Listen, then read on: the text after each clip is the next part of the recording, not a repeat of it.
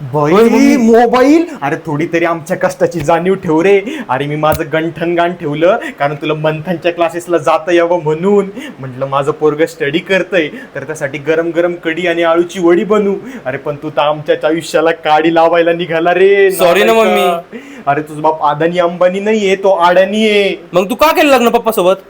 मी नाही केलं, माझ्या घरच्यांनी लावून दिलं. नाही तर माझ्या आयुष्यामध्ये सुद्धा एक परशा होता, पण तो आज फरशा बसवतो म्हणून मी त्याला सोडला आणि माझ्या घरच्यांनी तुझा बाप शोधला. पण मग माझ्या आयुष्यामध्ये देवानी तुला पाठवलं, बाळ माझं गुणाचं. म्हणून सांगते तुला, कोणी नाही कुणाचं, खाऊ वरण भात लोणचं आणि करा आपल्या मनाचं. म्हणून तुला हजारा वेळा सांगितलंय, आयुष्यामध्ये नेहमी चांगला मार्ग निवड. काय मार्ग?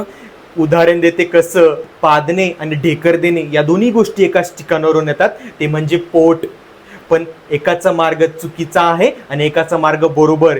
ज्या ठिकाणी पादण्याची थुतू होते ना, त्याच ठिकाणी ढेकर देण्याची वावा होते. म्हणून सांगते, माणसाने आयुष्यामध्ये कायम चांगला मार्ग निवडावा. नाही तर मला काय पुढच्या महिन्यात लागली माझी भिशी का घेऊन देते तुला एखाद दोन म्हशी, एखाद दोन गाया आणि एखाद बकरा आणि मारत बस मग गावभर चक्रा. पटेल का तुझ्या स्टेटसला? नाही. पटेल का? नाही ना. म्हणून तुला सांगते, अरे अभ्यास कर. This is not Fair and Lovely यार, this is not Fair and Lovely. तू माझा मुलगा नाहीये. Sorry mummy.